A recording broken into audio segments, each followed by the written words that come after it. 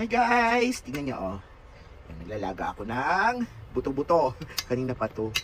Yan. 1 hour na siguro itong nakasalang. Using yan. 200 watts lang ang ginamit ko pagkakulo niya kasi nagpapalambot na lang naman ako. Yan. So my induction cooker is, ano ba to? I forgot. Ayan Hyundai. Maganda siya kasi may 200 watts siya at may 500 watts siya. So I can save. Bakit ko ba pinapakita ko sa inyo ito? Okay guys, paliwanag ko sa inyo ha. Taran! Hindi na ako gumagamit ngayon ng apoy. Yung iba meron pa rin. Kaya lang kasi ang mahal-mahal ng gas ngayon. So, nag-provide ako ng solar panel. Tapos, ayan, may solar setup na kaming dalawa ni ate. Tig-isa kami. Mine is 24 volt setup, kay ate 12 volt setup. Paliwanag ko sa inyo ha, as I go on. Tapos, bisitahin nyo ang solar journey ng lola kung paano ko nabuo lahat to.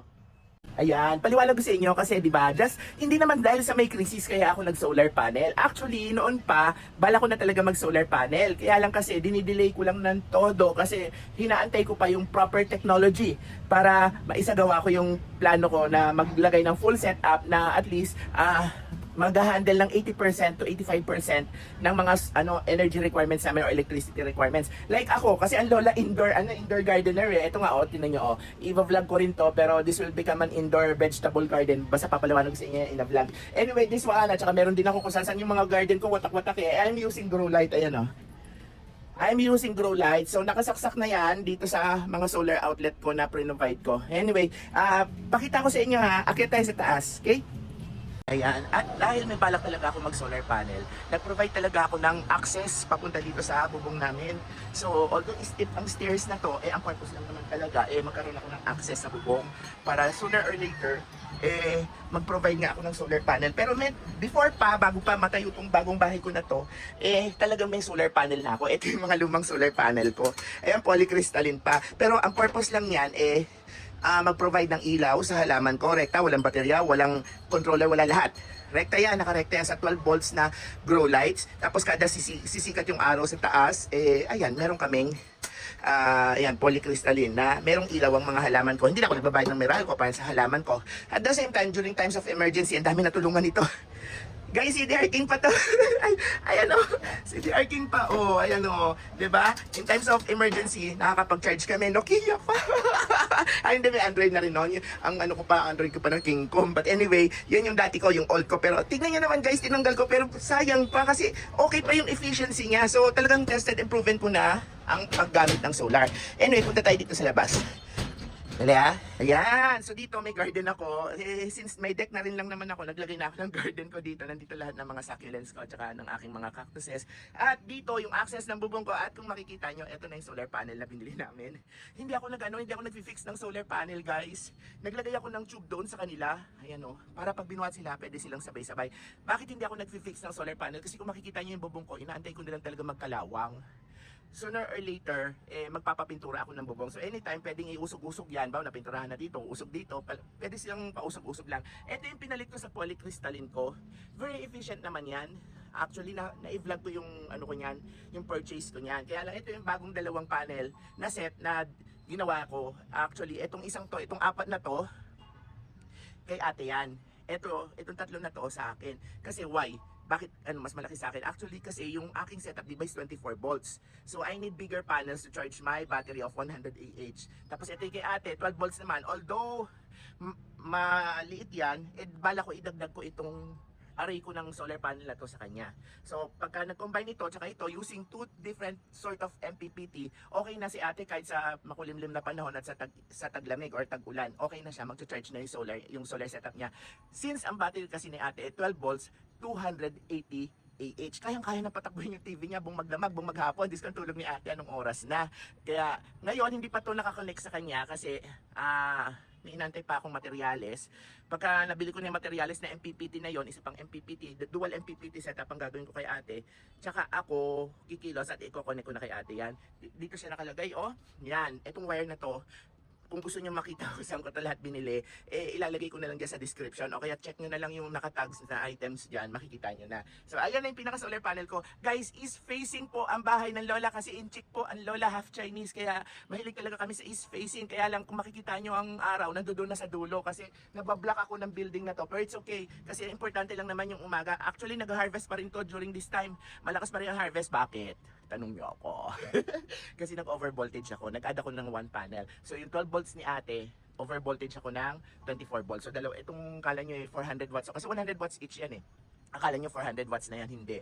Bali, ang kinalabasan yan is 200 watts lang yan, pero overvoltage ako ng 24 volts sa 12 volt setup. Ito naman sa akin, nag-overvoltage ako ng tatlo. Yan tatlong yan, bali kinalalabasan lang yan is 200 watts kasi 200 watts ang bawat isa niyan. So 200 watts kay ate, 200 watts sa akin. Kaya lang, parehas kaming overvoltage. May extra panel kami sa bawat isa. So ako, nagdagdag ako ng isang panel, tapos siniris ko siya, tapos overvoltage ako. Why? Kasi I'm using MPPT naman. Tapos yung aking maximum voltage na capacity ng MPPT ko is 80 volts. So kayang-kaya yan i-handle ni MPPT natin. Pag-usapan natin pagbaba ko doon, ha? Okay guys, eto na. Nandito na ako sa baba. Yan. Kasi medyo mainit na sa taas. So eto tayo. Nakita nyo to. Ito ang tinatawag na, yung kung ano man yung nanggagaling na solar panel na linya. Ito yun guys, oh. Ito yung solar panel na linya. Ngayon, yun, nasa solar panel na yan, dito yan pupunta. Tapos papasok dito. Ayan. Ang tawag dito guys, MPPT Charge Controller. Ang brand na binili ko ito kasi siya na yung narekomenda sa akin ng isang kaibigan ko. Shoutout sa iyo, Lindon! Ayun na yun, binili ko na yan na 35 amperes lang ang kinuha ko kasi bala ko, kasi pagka kumuha ka kagad ng mataas, kaya pare-parehas ang solar panel mo. Kaya 35 amperes lang kinuha ko. Sakto lang kasi yan sa battery ko, yung power niya, para mapuno yung battery ko. Pero may mga reason yan. Pero in another video, i-discuss ko. Tapos mula dyan, pagpasok dito, kita niya may circuit breaker. Kasi anything na may mangyari sa taas, magdikit yung wire, umulan, binagyo, etc. at least magti-trigger yung circuit breaker. Pagpasok niya dito, i-convert niya. Sa ngayon kasi guys, wala nang araw sa taas. So kung makikita niyo, akit ako ha. Ay! Ayan, akit ako. Pasensya na, ayun yung battery ko guys. So, ayun siya. Anyway, dito, makikita niyo dito guys. So, ito yung panel niya. Ito yung voltahe niya ngayon. Since wala na tayo, ayan o. Voltahe tsaka watts. Yung watts niya, wala na, 0-0 na yan. Kasi gabi na. Bumaba ako, naglinis pa ako sa taas. Bumaba ako, hindi ko namalayan. Madilim na pala kasi may solar lights ako sa taas. So hindi ko talaga namalayan. Pasensya na. So ito na yung kanyang pinaka-latest na voltahe. Nasa 26.3 siya ngayon. Tapos ito yung load. Huwag na natin pag-usapan yung load na yan kasi usually hindi naman nagagamit yan. Unless lang kung may mga 12 volts or 24 volt system ka na mga ilaw, appliances, etc.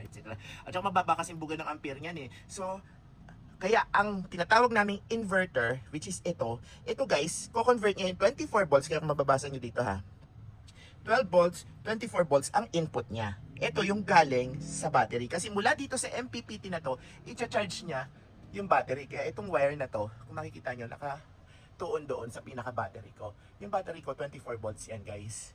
100 AH. Mula dito sa battery, so pinagsama ko na sila kasi papunta naman siya dito sa, yan, inverter na tinatawag. Itong inverter na to guys, yung 12 volts mo, tsaka yung 24 volts mo, i-convert niya sa AC, which is yung kuryenteng dumadaloy sa ating mga outlet o sa ating Meralco. So pag kinonvert niya yan, pwede mo na ngayong gamitin yung mga AC na appliances mo. Hindi ka na exclusive na DC lang. Ibig sabihin ng DC, direct current, yan yung mga ginagamit ng mga laruan, yung mga LED na ginagamit sa mga sasakyan, pwede rin naman natin gamitin yan. Kaya lang hindi mo na kailangan ng inverter pag yung ginawa mo, dito ka nakukuha sa load. Kaya as of now, since bahay ang pinapagana natin at lahat naman ng appliances natin gumagana sa AC or sa kuryente na nanggagaling sa Meralco, so gagamit tayo nitong inverter na to. Alam niyo ba ha, trivia lang tayo ha. Itong MPPT charge controller na to, before, yung sinauna pa, 15 or 20 years ago, ito ang itsura niya. Hindi pa naiimbento yung MPPT na yan. Ito pa siya guys.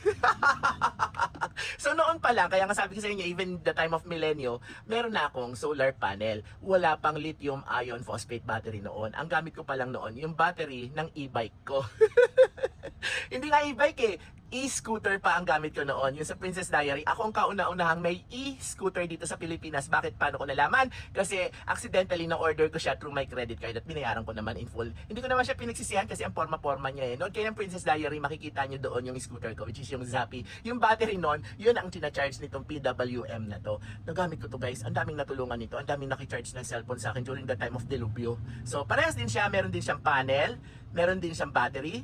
Tapos meron din siyang load. Katulad dito, may panel, may battery, ayan o, battery, at may load. Ganun din naman siya. Kaya anong pagkakaiba ng PWM sa MPPT, I'll discuss that with another video ha.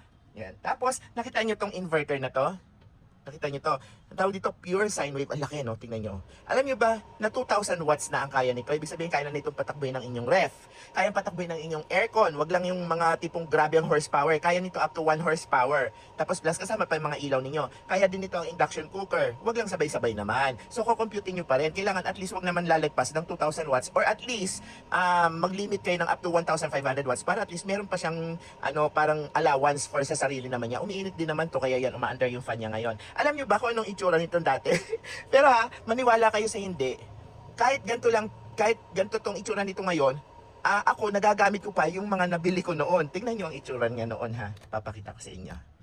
Ayan ang itsura niya dati. Ayun nga lang, ito ang tawag dito, pure sine wave. Sorry guys, medyo naputol yung video ko kasi nag-alarm bigla yung cellphone ko. Bababa lang ako, nangangawit na yung pa ako dito sa hagdan. Ayan. So guys, tingnan nyo so i-compare nyo to Tingnan nyo Nakita nyo to, 200 watts lang to. Ibig sabihin, limited lang ang pwede nyo isaksak sa kanya. While ito, 2,000 watts talaga to.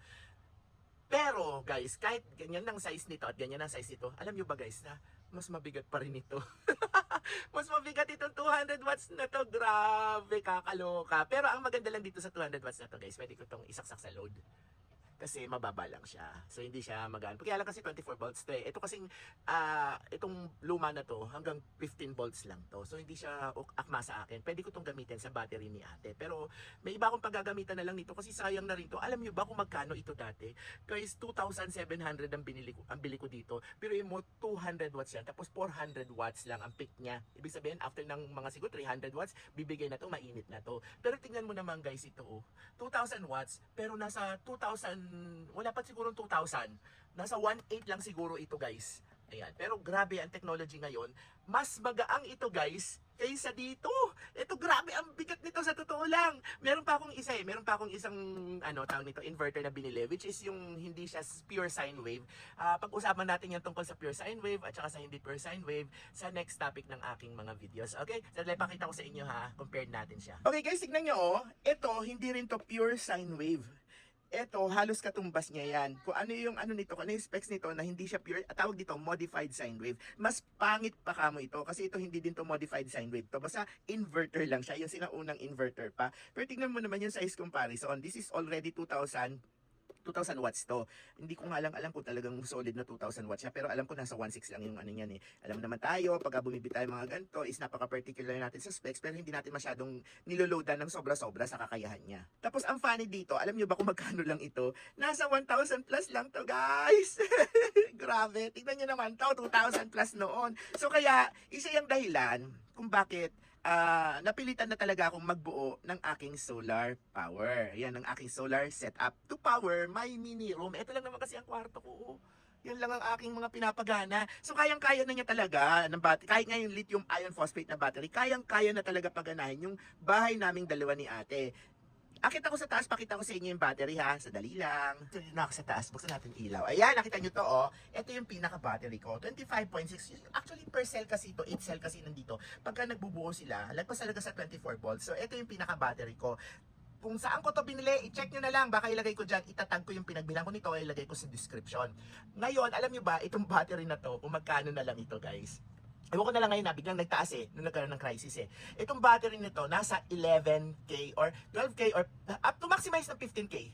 Pero alam nyo ba dati, yung mga sealed lead acid, yung mga dating baterya na yung pang e-bike na sealed lead acid, kahit yung mga pan-truck, Diyos ko dahil, nasa 16 plus, ganun. Pero, grabe, yung specs niya napakababa as compared at kung tutuusin mo at ikukumpara mo dito sa mga lithium iron phosphate na to. Tapos guys, hindi sila nagtatagal dati. Kaya itinigil ko talaga yung kabaliwan ko dati sa paggawa ng solar setup kasi hindi pa talaga efficient ang mga batteries noon. Unlike ngayon, yung mga batteries ngayon, pwede nating i-compare sa power bank at saka sa battery ng cellphone. Guys, ang isang cellphone guys, 10 years, 15 years, gumagana pa ang battery. Unless lang kung bulara lang yung may-ari na nababasag yung mga cellphone. Pero ang battery guys, napaka-rare ng masira sa mga cellphone at sa mga tablets natin. Minsan sira na yung outdated na yung cellphone, outdated na yung tablet, pero gumagana pa rin yung batteries. Aminin na natin yan, kahit sa mga laptops, noong araw, ang laging nasisira sa mga laptops, battery. Naglulubat kagad. Ngayon, mas nauuna pang masira yung laptop kaysa sa battery. So, yun yung isa sa mga dahilan kung bakit napabuo na ako ng solar setup namin. Aside from the crisis nga, pero before pa ng crisis, pinaplano ko na talaga, ang dami ko nang kinakausap. Especially yung kaibigan ko guys, Kung meron kayong mga solar needs, check nyo ha, i-message nyo si Lindon Santos or hanapin nyo siya sa Facebook. Isa siya sa mga gumagawa rin ng solar setup ng mga housings natin. Kung gusto niyo yung mga bonggang-bonggang mga off-grid, mga grid tie, may kanya-kanyang meaning yan. I'll discuss it in another video, okay? Pero siya yung hanapin ninyo or kung gusto niyo siyang makausap, i-message niyo ako tapos ibibigay ko yung contacts niyo sa kanya kasi iba yung pangalan na ginagamit niya sa Facebook eh. Nakalimutan ko na eh. Alam ko binaliktad niya lang eh pero hindi ko masyado pero siya expert dito. Kaya lang ako hindi nakapagpagawa sa kanya kasi guys, may mga submitter ako dito. Yung ginagawa niya kasi konektado sa Meralco mo. Ibig sabihin, naka-tie up siya sa Meralco. So kung gusto niyo magpagawa sa kanya, i-message niyo na lang sa akin or i-message niyo ako. Yung sinasabi kong naka-tie up sa Meralco is, pwede ko rin naman itong gawin yun. Pwede ko rin gawin yun. Kaya lang siya, yung iba eh. Basta may ibang proseso yun sa kanya. Eh sa akin kasi, parang nag-personal na lang ako si, alam nga namang mag-solar panel ako, mag-solar setup ako, tapos ang dami kong submitter dito sa mga nangungupahan sa akin. So, hindi talaga sa akin option yun kasi hindi ko sarili yung metro ko. Anyway, baba ulit ako. Pakita ko naman sa inyo yung solar setup ni ate. Hey guys, dito naman tayo sa bahay ni ate. Actually, itong TV na to, gumagana na yan sa solar setup ni tata. Itong mga ventilator na to. Ang hindi nila gumagana dito sa solar setup ni tata, yung mga ilaw kasi hindi pa ako nakapag-instalasyon. Pero kayang-kaya na yan kasi okay ang solar setup ni tata. Eto siya oh, yan guys oh. Parehas lang naman kami ng mga brand na binili. Actually, yung battery niya, parehas lang din. Ang pagkakaiba lang, pasensya na guys, hindi ko mapapakita kasi medyo ang bigat dito. Pero this is parehas lang ng brand ko. Kaya lang ang pagkakaiba, this is 12 volts ang system niya. 12 volts ang ginagamit niya. 280 amperes. Napakalaki ng load ng baterya ni tata. Actually, pinagana namin tong aircon plus yung mga iba pang nakikita niyo. Aside from the fan, di ba? Pinagana namin yung TV, yung aircon. Inabot na ng 8 hours. Hindi pa siya low bat. Kaya lang hindi ko na tinuloy. Kasi ang purpose lang muna ngayon ng aming mga solar setup is for emergency. Like yung pagluluto, induction cooker, like yung hangin, ilaw, liwanag, charging ng battery, mga wifi, etc. etc. Hindi pa kasama yung ating aircon. Ngayon kung gusto ni ating kasama yung aircon, she had to buy another battery. Pero yan sinabi ko sa inyo doon sa taas, yung isang solar array ko doon, yung isang solar panel na array kong ganon, ibibigay ko kay ate. Kaya kayang-kaya na yun, lalagyan ko pa ng isang MPPT dito, bibilang ko ng MPPT, tapos ilalagay ko lang din dito, tapos i-charge na rin yung same battery. Pwede yun, para at least kung magdagdag siya ng battery, pwede ko namang paganahin din sa kanya dito yung isang battery, yun naman ang mag-charge sa isang battery. Para pwede na ni tatang magamit itong aircon na to, which is, ano lang naman to, 0.5 horsepower. Ang maganda dito sa aircon na to, medyo mababa lang din to sa kuryente. Alam niyo bakit? Inverter grade na to. Ang tatak nito is ito, oh, yan. Set ko na lang din sa inyo, tag ko sa inyo, pero kayang-kaya niya ng palamigin na iikot ako sa bahay ni tata. Ayan, kayang-kaya niya ng palamigin itong ganito kalaking bahay. Yan. At using yung ating solar setup na to, ay naku guys, 8 hours, pero hindi pa talaga siya nalolobat. Nakaset pa rin talaga siya sa 13.2 yan. Standard kasi niya sa full charge eh. Full charge pa rin yan guys. Kasi makikita niya naman dito sa level na to kung medyo naglolobat na or what eh. Basta standard niya, 13.2 sa inverter, yan ang voltage niya. Magkaparehas naman sila na na-sync ko na sila ng MPPT. Tapos hindi bumababa guys, bumababa man, pero pagka pinatay ko yung aircon, naakyat din ulit, ganoon pa rin. 8 hours na, antok na ako, testing period lang naman kasi yun eh. Hindi pa rin siya nalolobat. So pinatay ko na yung aircon. Meron pa rin naman kaming AC dito. Yun na lang ang ginawa ko. Itong aircon kasi medyo naka-AC pa rin to. Kahit yung aircon ko dun sa kabila naka-AC pa. Pero sooner or later lahat yan magsa-solar na. So I considered everything na nandito sa bahay namin. Nasa 85% na naka-solar. Bukod lang dito kay ate kasi nga yung mga ilaw niya hindi ko pa na-iso-solar kasi medyo hinihingal na ang lola sa instalasyon eh. Umasa ako ng instalasyon sa tauhan eh. Medyo kinukulang na kami ng kadatungan. Another installation kasi yun eh. Tapos bili na naman ng mga bagong bukilya etc. etc. Sabay-sabay na lang. Pero ang kagandahan dito kay ate, yan, very adjustable. Kasi since ginawa ko, in-explain ko sa inyo sa taas na over voltage yung kay ate. Alam niyo kung bakit? Pwede siya mag 12 volt setup, pwede rin siya mag 24 volt setup. Pwede kong ibigay kay ate yung baterya ko, magiging 12 volt setup, magiging 24 volt setup. Pwede kaming mag-swap ng system. Kasi parehas lang kami, ang nagkakaiba lang sa amin yung voltahe. Pero since over voltage si ate, pwede kong ibigay sa kanya yung baterya ko na 24 volts, kunin ko yung bateryang 12 volts, yan ang gamitin ko, tapos pwede naming doblehin yung kay ate, na maging siya. Para maganda, mas maganda kasi yung over voltage, mas maganda kasi yung 24 volts sa mga high-powered na item like yung aircon. Kasi yung aircon ni ate, hindi naman to inverter grade. Inverter type. Inverter grade lang siya. Kaya mas maganda sa kanya yung 24 volt system ko. Ngayon, pag nagkatagpo, pag bumili ako ng isa pang baterya, baka mag 24 volts si ate kasi ilalagay ko rin dito kasi induction kasi si ate nagluluto eh. Yung induction mas maganda sa 24 volt ang system niya. So, pwede kaming mag-swap. Pwede kong gamitin itong kanyang battery sa sa system ko, may gagawin lang ako ng konti doon sa taas and then okay na kagad siya. So yun ang kagandahan pag overvoltage ka. Tapos may iba pa akong i-discuss, pero sa mga susunod na video after this, ipapakita ko sa inyo kung paano yung mga testing na ginawa ko, kung paano yung gano'ng katagal, makikita nyo naman doon. Okay guys, intro lang muna to and then follow na natin yung mga next video.